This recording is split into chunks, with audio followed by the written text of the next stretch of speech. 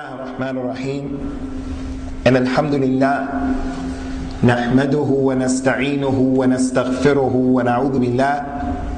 ونعوذ بالله من شرور أنفسنا ومن سيئات أعمالنا من يهده الله فلا مضل له ومن يضلل فلا هادي له وأشهد أن لا إله إلا الله وحده لا شريك له وأشهد أن محمدا عبده ورسوله صلوات الله وسلامه عليه أما بعد فإن أصدق الحديث كتاب الله تعالى وخير الهدى هدى محمد صلوات الله وسلامه عليه وشر الأمور محدثاتها وكل محدثة بدعة وكل بدعة ضلالة وكل ضلالة في النار. يقول المصنف رحمه الله تعالى: الكبيرة الثانية قتل النفس. قال الله سبحانه وتعالى: ومن يقتل مؤمنا متعمدا فجزاؤه جهنم خالدا فيها وغضب الله عليه ولعنه وأعد له عذابا عظيما. وقال الله تعالى: والذين لا يدعون مع الله إلها آخر ولا يقتلون النفس التي حرم الله إلا بالحق ولا يزنون ومن يفعل ذلك يلقى أثاما يضاعف له العذاب يوم القيامة ويخلد فيه مهانا إلا من تاب وآمن. وقال الله تعالى: من قتل نفسا بغير نفس أو فساد في الأرض فكأنما قتل الناس جميعا. وقال الله تعالى: وإذا الموءودة سئلت بأي ذنب قتلت. Al-Imam Al-Thahabi rahimahullah ta'ala in his book Kitabul Kaba'ir brings the second kabira. And the scholars of Al-Islam, they say that this second kabira is in fact the second biggest sin and crime that any son or daughter of Bani Adam can fall into.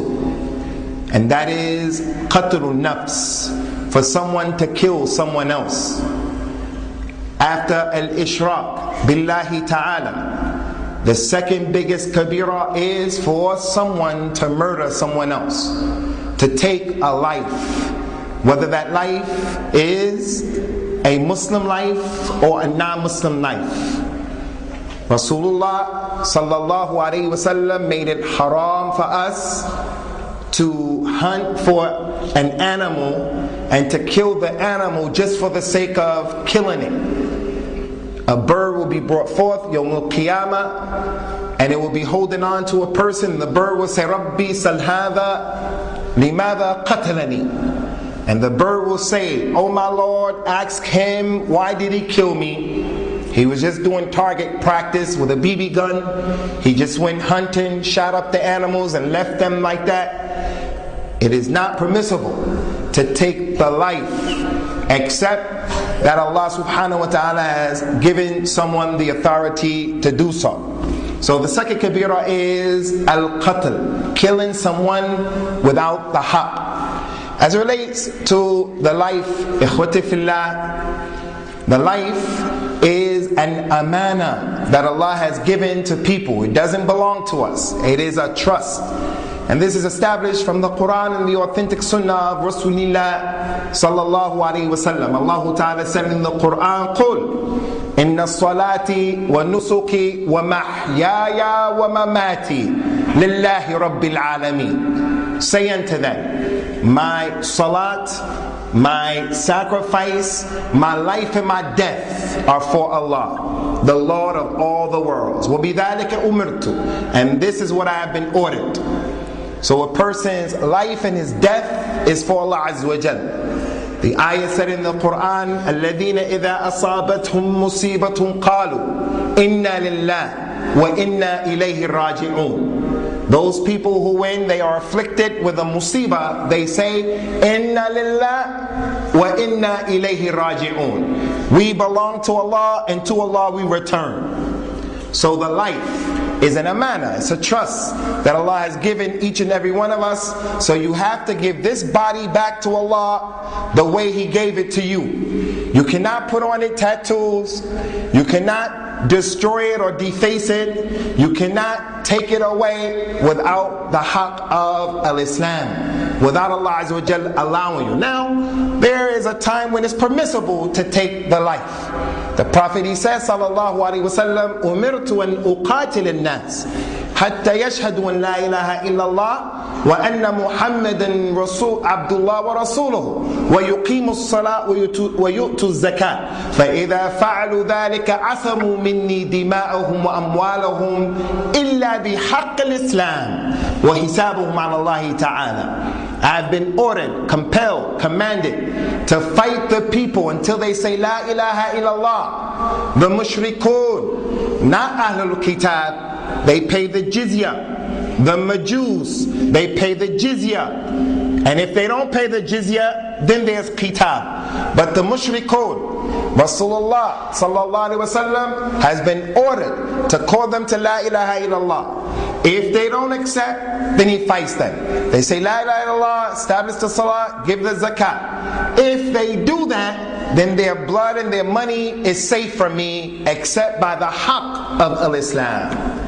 So you can only spill a person's blood with the haqq of al-Islam. For an example, those of you who have sons, your son is born, you have to take your son to get a khitan, a circumcision. You're going to spill blood, and you're also going to harm him. You're going to make adha. But this is a time when it's permissible to harm him and also to spill his blood, because Allah Azza wa Jal allowed you. He allowed you to cut the hand off of the one who steals. He allowed you also to take the life of the person who unjustly took someone else's life. So you can only shed blood by the haqq of al-Islam. I believe we mentioned in this masjid before, Ikhwan, that al-Islam came to protect 5 things. Ad-dururiyatul khamsa. Islam came to protect 5 things. Every halal of al-Islam and every haram in al-Islam. It is halal and it is haram for the protection of these 5 things. The first thing is, Islam came to protect your deen. Islam came also to protect your blood. So it made haram drinking khamr, so you don't get drunk and then you go and kill someone. Al-Islam came and made haram, and it came to protect the ird, or the honor of the people. Islam came and it came to protect the nasab, or the lineage of the people. Don't marry your mother, don't marry your sister, don't make zina, don't have homosexuality. Al-Islam came to protect the nasab. And the 5th thing Al-Islam came to protect is your money. Those are the dururiyatul khamsa. So Al-Islam has not allowed for anyone to shed the blood of another person other than if Allah allowed it. What Allah allows, that's the deen. And something that could be haram can be made halal by Allah Azza wa Jal, even if it's from shirk. For an example, Allah ordered the malaika to make sajda to Adam. Sajda to other than Allah is kufr and shirk, and from the biggest manifestations of kufr and shirk. But when Allah told the malaika to make sajda to Adam, now is ibadah. Killing someone unjustly is impermissible. But when Ibrahim took his son Ismail and he was going to slaughter his son, now is ibadah for him to slaughter his son. So killing and shedding blood only becomes halal when Allah Tabarak wa Ta'ala allows it. Concerning the bab of the Kabiratu Thaniya, and Imam al-Thahabi brought a number of ayat of the Quran to support murder is a kabira from the kaba'ir. Allah Ta'ala said, and it is not acceptable, it is not befitting for someone to kill a believer intentionally. And whoever kills a believer intentionally, Allah subhanahu wa ta'ala will give him the reward of being in the Jahannam forever. And Allah will be angry with him. And Allah's curse is upon him. And Allah has prepared for him a grievous penalty. So his reward is, he will be in the Jahannam. And he will be there forever. And Allah is angry with him. And Allah has cursed him. And Allah has prepared for him a grievous penalty. You're not going to find in the book of Allah Azza wa Jal another sin with 5 of those descriptions.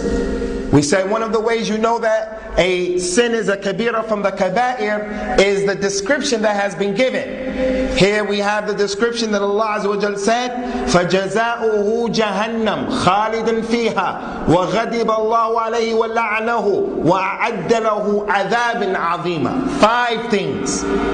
So no one should be in doubt. And this is a serious issue as it relates to those of us who have quick tempers and we are in the street and we misunderstand other people and it leads to fisticuffs. Fighting the Muslim is a kabira from the kaba'ir, as he says sallallahu alaihi wasallam, qital al-Muslim kufrun. Fighting a Muslim is kufr, disbelief. And one of the reasons that we use as a deterrent is killing a Muslim is a serious crime. The second ayat Imam al-Thahabi brought was the statement of Allah Ta'ala, and those people who do not, and he's praising the mu'mineen, al-mukhlisin, al-salihin, those people who do not call on other gods along with Allah, and they do not kill the soul that doesn't deserve to be killed, nor do they make zina, because the ones who do this, they will get a serious punishment, and their punishment will be doubled in the hereafter. But those who make tawbah and those who believe, Allah will forgive them, even if they did those things. The third ayat is the statement of Allah Ta'ala, and whoever killed a soul or he made fasad in the earth, it is as if he has killed all of mankind. And that ayat is in Surah Al-Ma'idah, and it comes on the heels of the ayat talking about Adam's son who killed the other brother. And we don't call them Cain and Abel, nor do we call them Habil and Qabil, because we don't have any authentic hadith to tell us that that's their name. We don't know if the queen of Sheba we don't know if the wife of the Aziz, if her name is Zulaykha, we don't know. All of those names come from the Israeliyat, so we don't establish them. We establish and we believe what comes in the Kitab and the Sunnah. Abel and Cain, Habil and Qabil. It's no dalil for us to say that that's their names. Anyway, this ayat, after one brother killed the other brother, Allah Ta'ala said, Min ajli dhalika katabna ala bani Israel annahu man qatala nafsan bighayri nafs aw fasadan fil ard faka'annama qatala an-nasa jami'a. And because of what one brother did to the other brother, we prescribed and we wrote on Bani Israel that whoever kills a soul unjustly or he makes fasad in the earth by murdering, it is as if he has killed all of the people. So that's a kabira from the kaba'ir. Finally, he brought the ayat, وَإِذَا الْمَوْءُودَةُ سُئِلَتْ بِأَيِّ ذَنْبٍ قُتِلَتْ. And when the infant child will be asked, Yawm al-Qiyamah, for what crime did you commit? So, murdering the baby by getting an abortion without having a legitimate reason in al-Islam is a kabira from the kaba'ir, and it's like killing all of the people. Some of us, we look at ourselves and we say, well, I've never killed anyone and I don't plan on killing anyone, and I don't think a circumstance can present itself where I'm going to kill someone. Because you think about taking a knife and killing someone. You think about taking a gun and shooting someone. And we fail to think about that regular person from amongst us who, he's not ready to have a baby, she's not ready to have a baby, and they're married. So the girl gets pregnant and they get an abortion. That is murder. And Imam al-Thahabi brought the ayat, وَإِذَا الْمَوْءُودَةُ سُئِلَتْ. When that child will be asked, what crime were you killed for? Allah Ta'ala said, and we mentioned this ayat connected, this hadith connected to the ayat. Allah Azza wa Jal, when Rasulullah was asked, what is the greatest sin? He said that you make sure, and then that you kill your child out of fear that he's going to eat your food. Allah Ta'ala said, وَلَا تَقْتُلُوا أَوْلَادَكُمْ خَشْيَةَ الْإِمْلَاقِ نَحْنُ نَرْزُقُهُمْ وَإِيَّاكُمْ. Do not kill your children out of fear of poverty. We provide for them and for you. Just as Allah provided for you, He's going to provide for that child. It's a kabira from the kaba'ir. Someone may say, but what about the hadith of the Sadiq al-Masduq? The hadith of Abdullah ibn Mas'ud radiyallahu anhu. إن خلق أحدكم يجمع في بطن أمه 40 ليلة نطفة. One of you, his creation is brought together in his mother's stomach 40 days as a sperm, and then 40 more days as a morsel of flesh, and then 40 more days as a leech-like clot. What about those 120 days? After the 120 days, the angel is sent to blow into the child the spirit of life. So if I abort the child after 100 days, 50 days, 60 days, as long as it's before the 120, how could I be considered to be one who's killing the soul? La, this is not acceptable. In Sahih Muslim, they came and they asked Rasulullah sallallahu alaihi wasallam, Ya Rasulullah, we want to practice al-uzla. We want to practice coitus interruptus. We want to come out and practice coitus interruptus. Is it okay? Rasulullah says sallallahu alaihi wasallam, Daka al-wa'dul khafi. He said, that is the small version, that is the miniature version of burying your children alive. That is the miniature version. Because when the child came out and you buried him, that's the big version. This version of coming out, and then it goes on the rock or it goes on the ground or something like that, that's the miniature version of you killing your child. Now what if, ikhwani, what if that sperm had the ability to connect to the egg, and now that egg started to develop a little bit? If this is the small version of it, then it becomes bigger and bigger and bigger as time goes on. So abortion is qatlun nafs, killing the soul without any haqq. And Imam al-Thahabi, after these ayat, ikhwan, he brought the ahadith. Nothing but ayat and ahadith to prove the point. That's the way of Ahlul Hadith. The way of Ahlul Kalam is one ayat, if any, one hadith, if any, and then a lot of kalam. The hadith that he brings first is the hadith that we've been dealing with so far. The hadith of Abu Hurairah radiyallahu anhu, ijtanibu as-sab'al mubiqat. Stay away from the 7 major sins. And he mentioned first ash-shirk, and then he mentioned secondly killing a soul without justice. And then after that he brought the next hadith, and that is that the Prophet ﷺ was asked, which is the greatest sin? He said it's shirk. They asked him, and then after that he said that you should kill your child out of fear that the child will eat with you. Abortion. And then he brought the third hadith.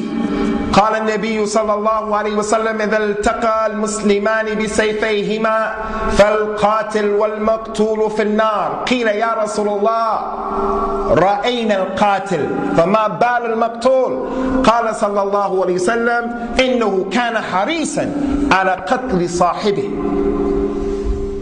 If two Muslims come together with their swords drawn, their weapons drawn, then the one who murdered his brother will be in the hellfire, and the one who was murdered will be in the hellfire. They say, Ya Rasulullah, we understand why the murderer is in the hellfire, because he fell into a kabira from the kaba'ir. He snuffed out a life without the haqq. Allah didn't give him the permission to take this life off of the face of the earth. But what about the one who was murdered? He says, sallallahu alaihi wasallam, the one who was murdered, he was trying to murder his brother. He was trying to murder his brother, which goes to show that the niyyah of a person is more important than the actual deed itself. If you have the niyyah to do a deed and you don't do the deed, you still get rewarded. If you do a deed without the niyyah, you don't get a reward. So the niyyah is ablagh min al-amal. The niyyah that's in your heart is more important than the action itself. He says, sallallahu alaihi wasallam, inna Allah la yanzur ila surikum wala ila amwalikum walakin Allah yanzur ila qulubikum wa ila a'malikum. Allah doesn't look at your shapes, your forms, your colors, your money, but instead Allah looks at your heart. What is your niyyah? And He looks at your actions. Are those actions according to the deen? So, for two Muslims to fight and to argue, to pull out their weapons against each other, kabira from the kaba'ir by itself. But if that leads to the death of one of them, both of them are in the hellfire. Al-Imam al-Thahabi rahimahullah ta'ala ikhwan brought the next hadith. لا يزال المرء في فسحة من دينه ما لم يتند بدم حرام. A person will not cease to have a chance in his religion. He's a crackhead, she's a prostitute, they killed they stole money, but they want to make tawbah. They still have a chance. This hadith says a person will not cease to have a chance in his deen as long as he does not spill blood that is haram. We have to stop here and we have to say that this hadith that Al-Imam al-Thahabi brought is a weak hadith, rahimahullahu ta'ala. It is a weak hadith, and we said one of the criticisms of the book is the hadith that's weak. There is an authentic hadith that's been collected by Imam al-Bukhari that says the same thing. Al-Imam al-Thahabi knew that hadith because he brought it in this chapter. But this is the way of the people of hadith, that they will bring the weak hadith sometimes in order to just strengthen, to make what they call al-istitnath with the issue, to give it some strength. So this is a weak hadith that I don't believe Al-Imam al-Thahabi was making an i'timad or relying upon it to prove his point, because he brought the hadith of al-Bukhari. But it is our job, and it is the job of the muhaddith, it's your job when you talk about Allah's religion, if the hadith is not authentic. The people say, no, the scholars say you can use weak hadith. Al-Imam al-Nawawi, you can use weak hadith. No, those scholars who say you can use weak hadith, they gave some strict conditions. And from those conditions is that when you use the hadith, you have to tell the people, this hadith is weak. You can't say, Rasulullah said this and he said that, or we'll become like the Jews and the Christians. So it's not true that the scholars say we can use weak hadith just like that, open-ended. La. You can't lie on the Messenger of Allah sallallahu alaihi wa ala alihi wa sallam. In the next hadith, يقول النبي صلى الله عليه وسلم لا ترجعوا بعدي كفارا يضرب بعضكم أعناق بعض. Rasulullah said sallallahu alaihi wasallam to his companions, do not become kuffar after I leave you, after I die. Do not become kuffar. How, Ya Rasulullah? By striking each other's necks, by fighting each other. So the people who hate the companions of Rasulullah sallallahu alaihi wasallam, had it not been for that Quran, and had it not been for the Minhaj al-Sahih, we would have made takfir of all of them, including their women and including their children. But we know that there are ignorant people from amongst them who don't know, like there are ignorant Qadianis, like there are ignorant Brahwis, like there are ignorant Deobandis, like there are ignorant people with these jama'at who fall into kufr and shirk based upon ignorance. They don't know. The man who's Qadiani, he says that that man is Rasul after Rasulillah because he doesn't know. He doesn't really understand what he's saying. So we don't say that the man is a non-Muslim. We say that that concept and that understanding is a non-Muslim, a non-Islamic understanding. Those people who hate the companions of Rasulullah sallallahu alaihi wasallam, and they say that they all became kuffar after him, they use this authentic hadith. And this hadith is inside al-Bukhari and Muslim. لا ترجعوا بعدي كفارا يضرب بعضكم أعناق أو رقاب بعض, by striking the necks of each other. So the companions of Rasulullah sallallahu alaihi wasallam, they fought each other after the death of Rasulullah sallallahu alaihi wasallam, and we do not make takfir of them, hasha lillah. They were mujtahidun, they made ijtihad, and all of them will get a reward for whatever they did in those harub that transpired. Those who were wrong, like the people who were against Ali ibn Abi Talib, who the haqq was with him, radiyallahu anhum, Aisha, Talha, Az-Zubair, Muawiyah, radiyallahu anhum ajma'een. All of them will get their reward, but those who were with Ali will get double reward because the haqq was with them and they were right. So they were not kuffar, and they were not fighting for the dunya, they were fighting for al-Islam. Al-Imam al-Thahabi rahimahullah ta'ala brought the next hadith. وقال بشير ابن مهاجر عن ابن بريدة عن أبيه أن النبي صلى الله عليه وسلم قال لقتل مؤمن أعظم عند الله من زوال الدنيا. The Prophet says sallallahu alaihi wasallam, verily, killing a believer, killing the soul that says La ilaha illallah, is greater to Allah than the whole dunya dissipating and disappearing. For someone to kill a Muslim, that is greater to Allah subhanahu wa ta'ala than the whole world, which doesn't equal the wing of a gnat in Allah. For the dunya to disappear is smaller to Allah and less significant than the blood that is shed. Abdullah ibn Umar radiyallahu anhu was sitting at the Kaaba watching the people making tawaf around the Kaaba, and he said to the Kaaba, Ma a'zam hurmatik, verily your sanctity is great. You are sacred. You are sacred. وَحُرْمَةُ الْمُؤْمِنِ عِنْدَ اللَّهِ أَعْظَمُ, but the sanctity and the sacredness of the believer is even greater with Allah. So in the Hajj, when the Rasul gathered all of the people sallallahu alaihi wasallam, he told those people, Inna dima'akum wa a'radakum wa amwalakum haramun alaykum kayawmikum hadha fi shahrikum hadha fi baladikum hadha. Your blood, your honor, and your money, all of them are sacred, like this day is sacred, like this month is sacred, like this city is sacred. So you cannot shed the blood of the Muslim, and for his blood to shed in the world, we should know that it is an issue with Allah subhanahu wa ta'ala that is azim. Al-Imam al-Thahabi rahimahullah ta'ala ikhwan, he said in the next hadith that the Prophet sallallahu alaihi wasallam said, and this one is the authentic narration, لا يزال المرء في فسحة من دينه ما لم يصب دم حرام. A human being will not cease to have a chance in his deen as long as he does not spill the blood that is haram.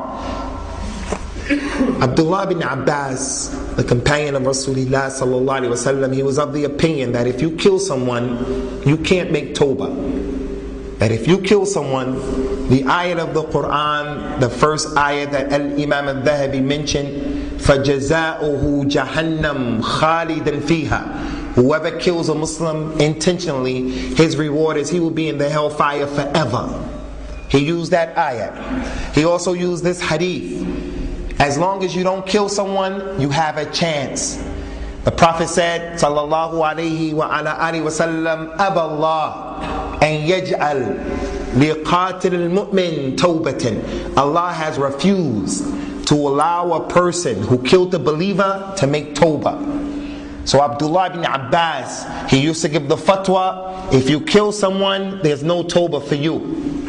The man came, as Al-Imam al-Bukhari collected this hadith in his book, Al-Adab al-Mufrad, the book of Al-Bukhari, not Sahih Bukhari, Al-Adab al-Mufrad. A man came and said, Ya Abdullah ibn Abbas, there was a lady who I wanted to marry, and I was in love with her. I really wanted to marry her, but her family refused.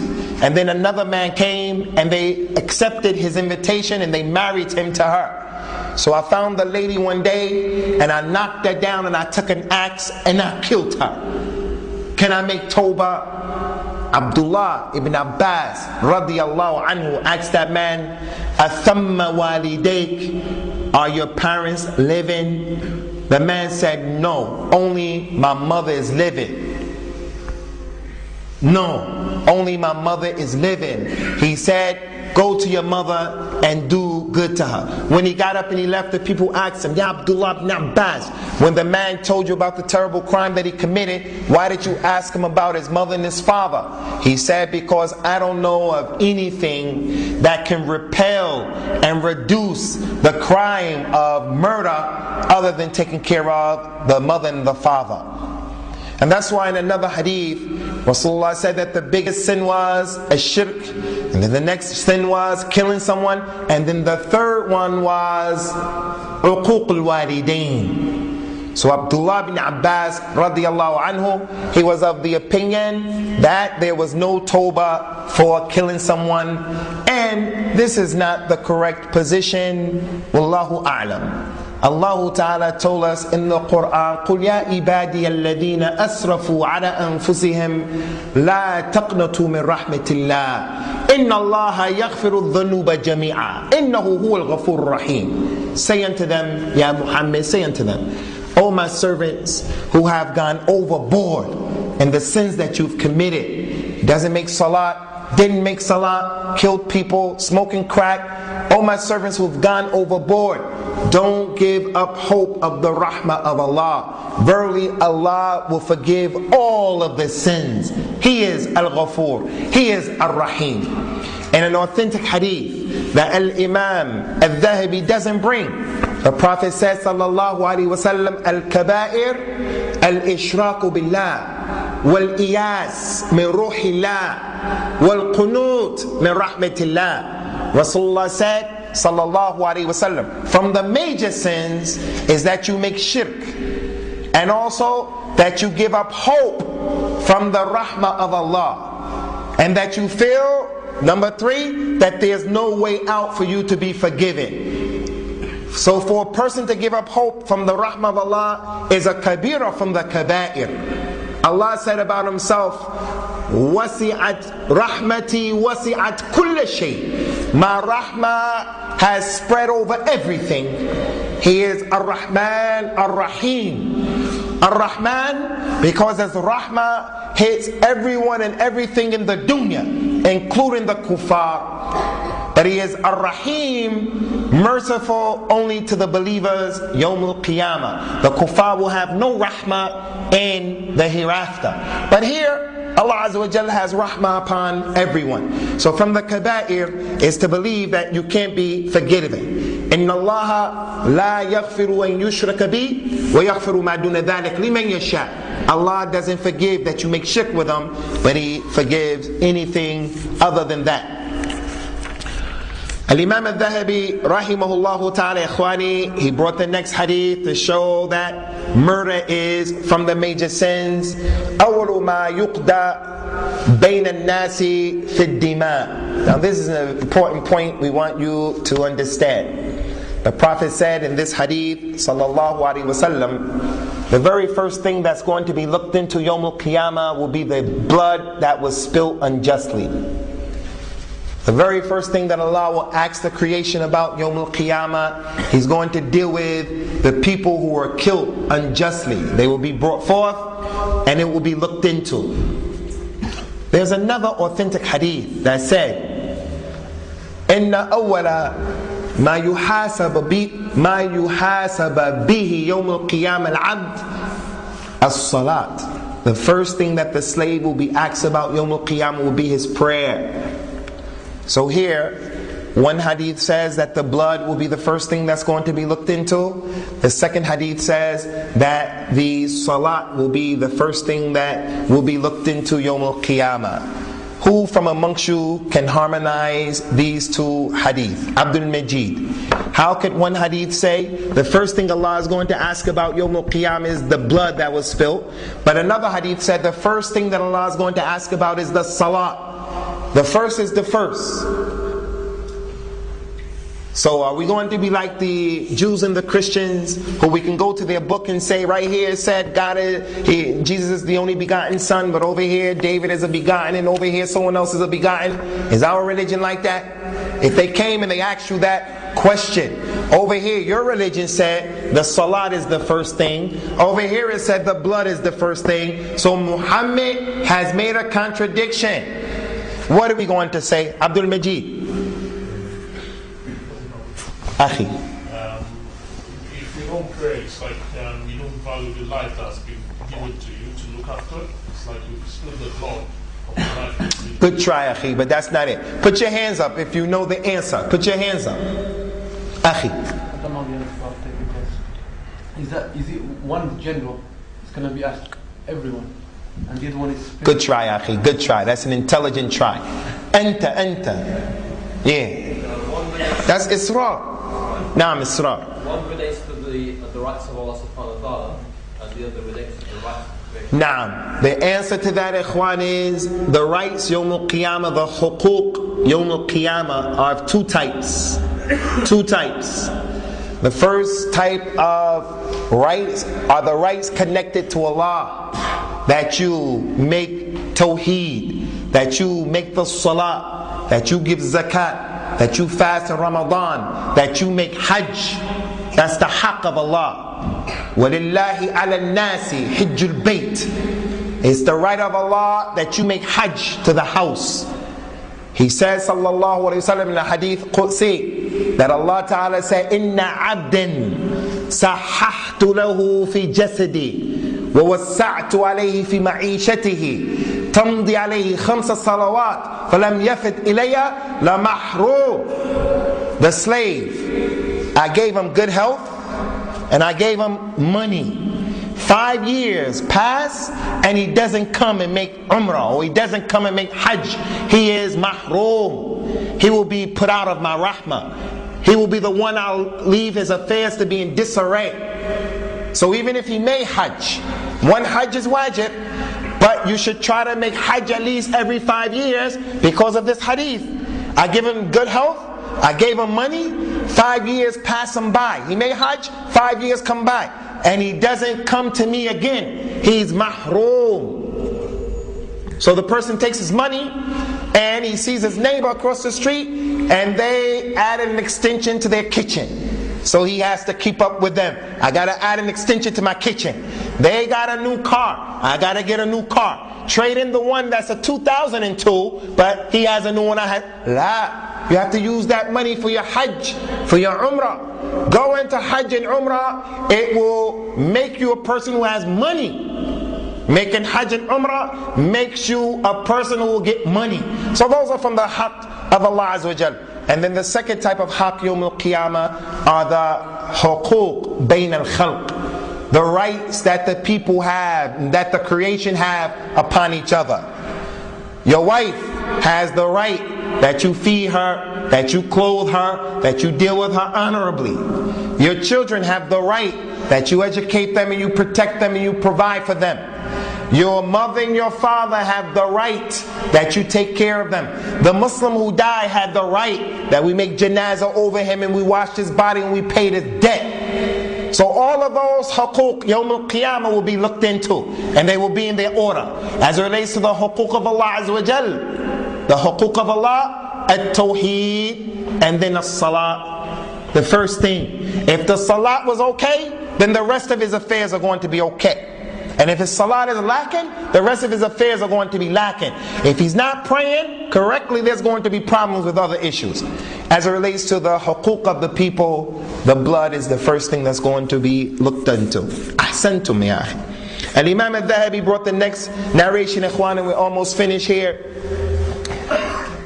وقال الفراس عن الشعبي عن عبد الله ابن عمرو ابن العاص رضي الله عنهما قال النبي صلى الله عليه وسلم أكبر الكبائر الإشراك بالله وقتل النفس وعقوق الوالدين.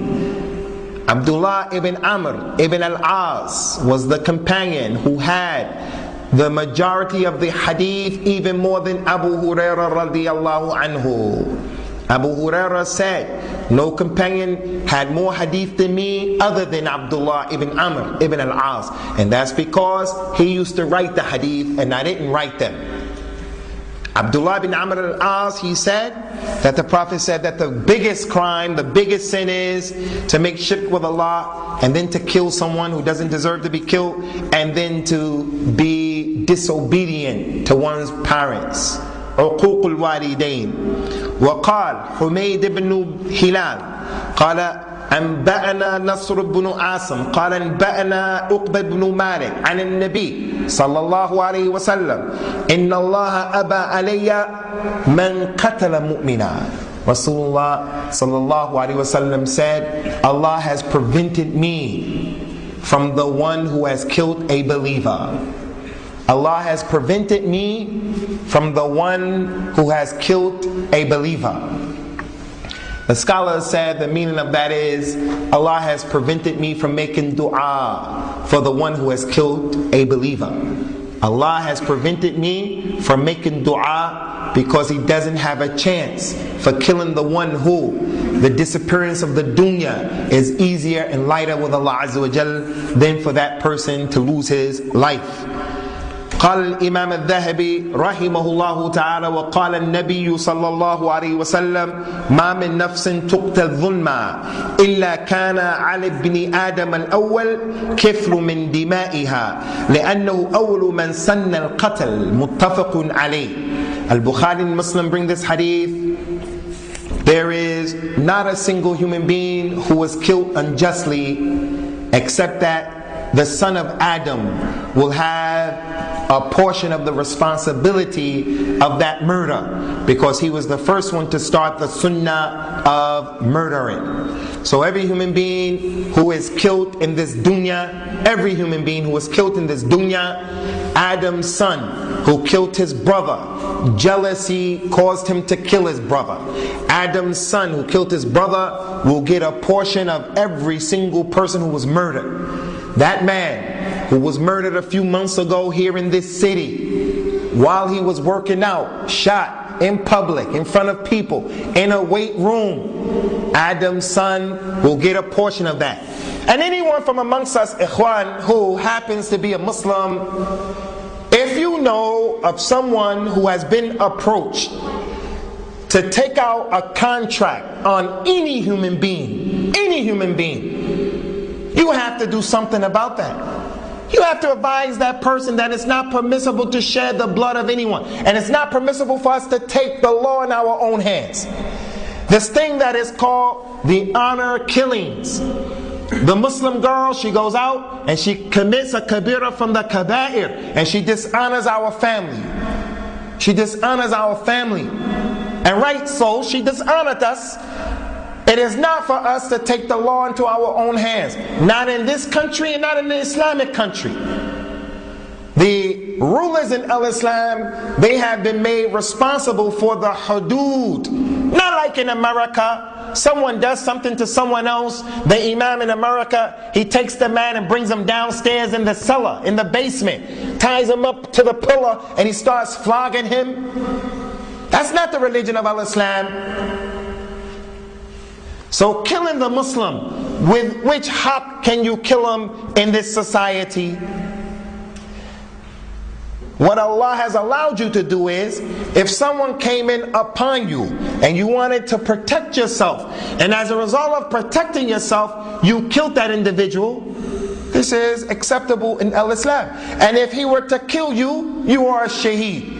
وَمَنْ قُتِلَ دُونَ مَالِهِ فَهُوَ الشَّهِيدُ. من قتل دون أهله فهو الشهيد ومن قتل دون عرضه فهو الشهيد. Whoever is killed for protecting his family, his honor and his money, he's a shaheed. But even with that, if you were to read Usul al-Sunnah of Imam Ahmed, when he deals with this section of repelling the criminal, the burglar, he says that you repel the burglar with enough force to get him out. Shouldn't try to kill an individual.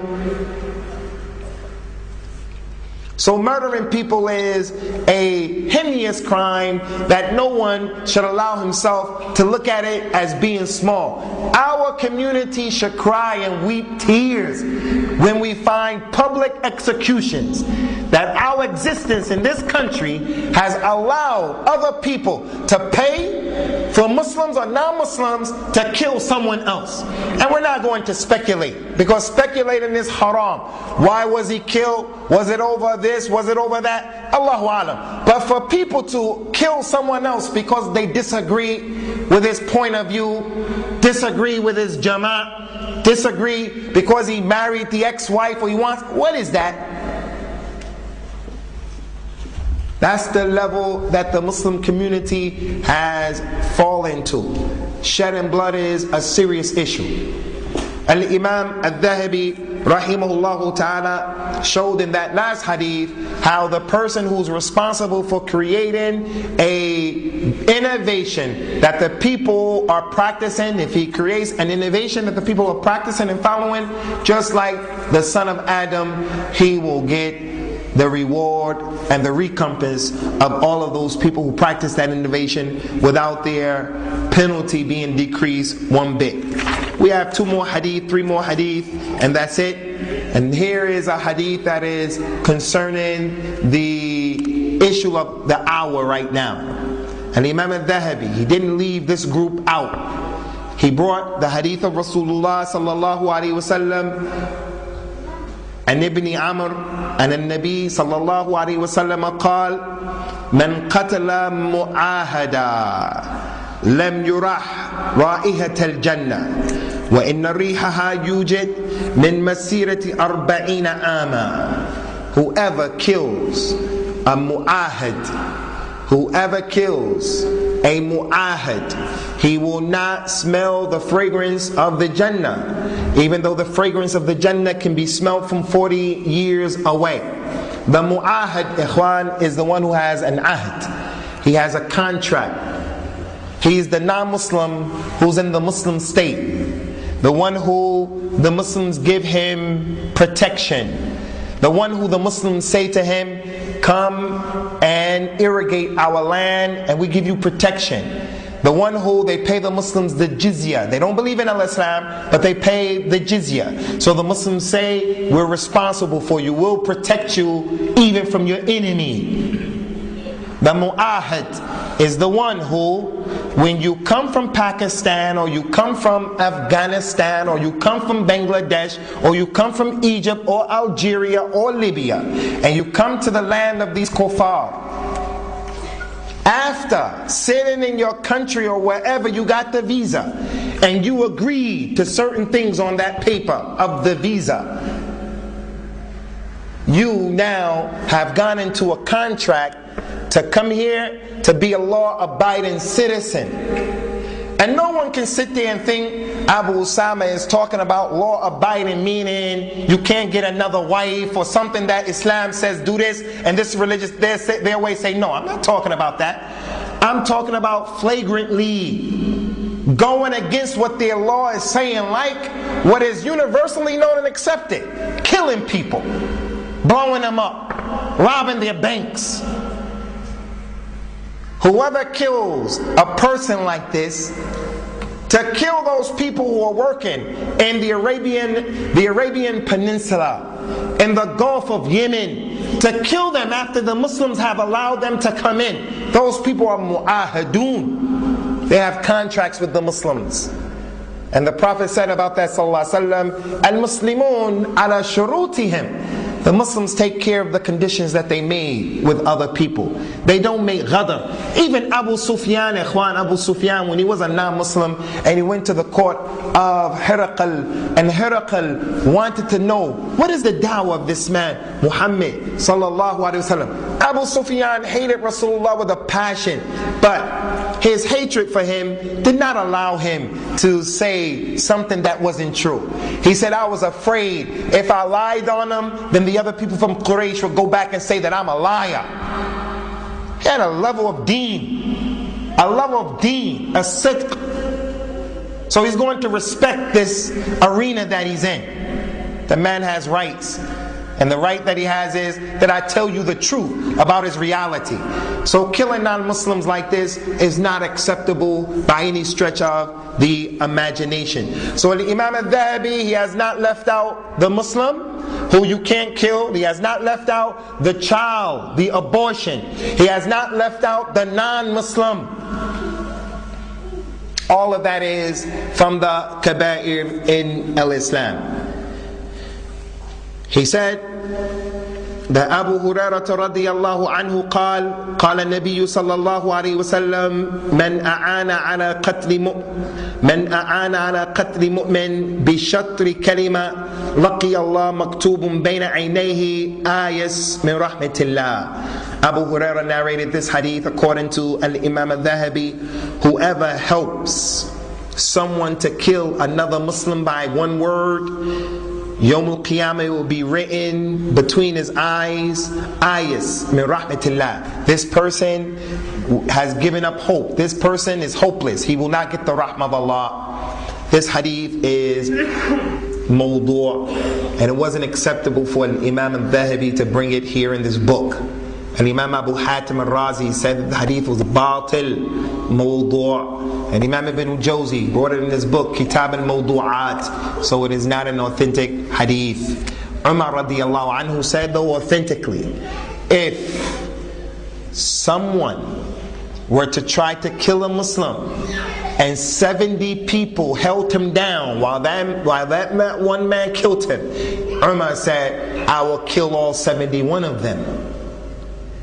If one man killed a Muslim and 70 people held him down, I would kill all 71 of them, because they all had something to do with the murder. The last hadith is the statement of Rasulullah sallallahu alayhi wa ala alihi wa sallam, kullu dhanbin asa Allahu an yaghfirah illa ar-rajul yamut kafira aw ar-rajul yaqtul mu'mina muta'ammida. Every sin, Allah will forgive it, except the man who dies as a kafir and the man who kills a believer intentionally.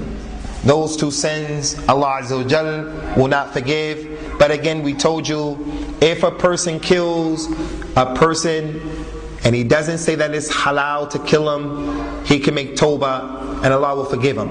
And if he doesn't make tawbah and he dies saying La ilaha illallah Muhammadan Rasulullah, he's going to go to Jannah. He's under the Mashiach of Allah. The man killed 100 people from Bani Israel, and from them he killed some people who are ubad, a lot of worship.